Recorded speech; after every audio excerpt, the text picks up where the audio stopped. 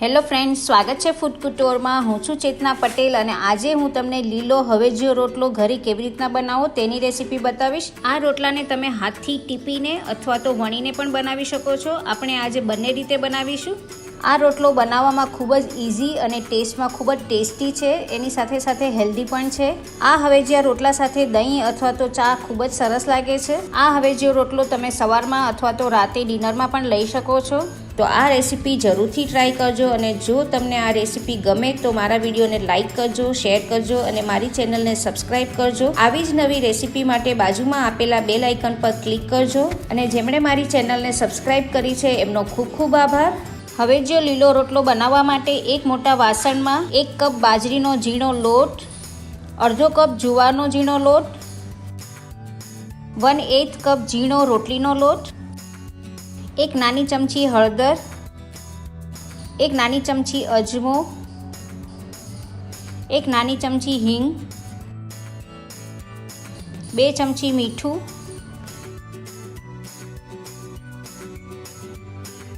1 મોટી ચમચી લવિંગિયા આદુ મરચાંની પેસ્ટ, અડધો કપ ઝીણી સમારેલી કોથમીર, અડધો કપ ઝીણું સમારેલું લીલું લસણ। અગર તમારી પાસે લીલું લસણ ના હોય તો તમે સૂકું લસણની પેસ્ટ પણ નાખી શકો છો, એ 2 ટેબલસ્પૂન એડ કરવાની। 1 કપ ઝીણી સમારેલી મેથી, 2 ટેબલસ્પૂન ગોળ, 2 ટેબલસ્પૂન તેલ એડ કરી બધું જ સારી રીતના મિક્સ કરી લઈશું। અહીં હું દેશી મેથી યુઝ કરું છું, જે થોડી વધારે કડવી હોય છે, તેથી હું ગોળ એડ કરું છું, પણ આ ટોટલી ઓપ્શનલ છે, તમારે એડ કરવો હોય તો કરી શકો છો અથવા તો અવોઇડ બી કરી શકો છો।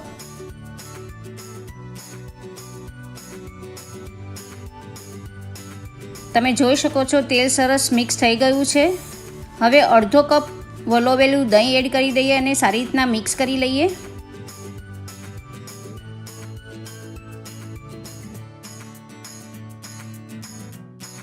એક ચમચી વાટેલું લસણ એડ કરી દઈએ અને સારી રીતના મિક્સ કરી લઈએ। પાણીથી લોટ બાંધવાનો છે, થોડો કઠણ લોટ બાંધવાનો છે અથવા તો તમે વણી શકો એ ટાઈપનો લોટ બાંધવાનો છે। લોટને ખૂબ જ સરસ રીતના મસળવાનો છે, જેથી રોટલાને તમે ટીપવામાં અથવા તો વણવામાં ઇઝી રહે। બાજરીના લોટને જરા વધારે મસળવો પડે છે, કારણ કે એમાં ગ્લુટન નથી હોતું અને મસળવાથી ગ્લુટન ક્રિએટ થાય છે અને જેથી રોટલો ફાટતો નથી। આ રોટલાને તમે હાથથી ટીપીને અથવા તો વણીને બનાવી શકો છો। આપણે આજે બંને રીતે બનાવીશું। તમે જોઈ શકો છો સરસ લોટ બંધાઈ ગયો છે। હવે તેલવાળો હાથ કરીને મિક્સ કરી લઈએ અને એક સાઈડ મેં તવો પણ ગરમ કરવા મૂકી દીધો છે। હવે બાંધેલા લોટમાંથી થોડો લોટ લઈને આ રીતના મસળવાનો છે અને હાથની મદદથી આ રીતના ગોળો બનાવવાનો છે।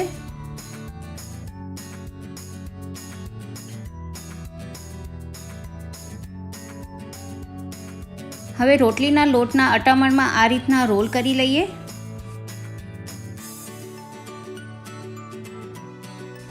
અને ઓરસિયા પર આંગળાની મદદથી આ રીતના થોડું સ્પ્રેડ કરી દઈશું અને આ રીતના વણી લઈએ। હલકા હાથથી વણવાનું છે અને આની થિકનેસ રોટલા જેવી જ કરવાની છે।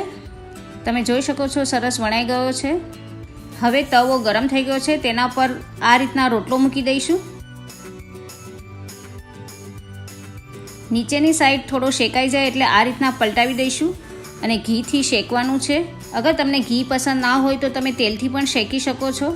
આ રીતે ઉપરની સાઈડ ઘી સ્પ્રેડ કરી દેવું, નીચેની સાઈડ બ્રાઉન થાય એટલે પલટાવી દઈશું અને આ રીતના ઘી સ્પ્રેડ કરી દઈશું। આ રોટલો ખૂબ જ ટેસ્ટી લાગે છે। ખાંડેલા લીલા લસણ અને લાલ મરચાંની ચટણી, સફેદ માખણ, દહીં અથવા તો ચા સાથે ખૂબ જ ટેસ્ટી લાગે છે।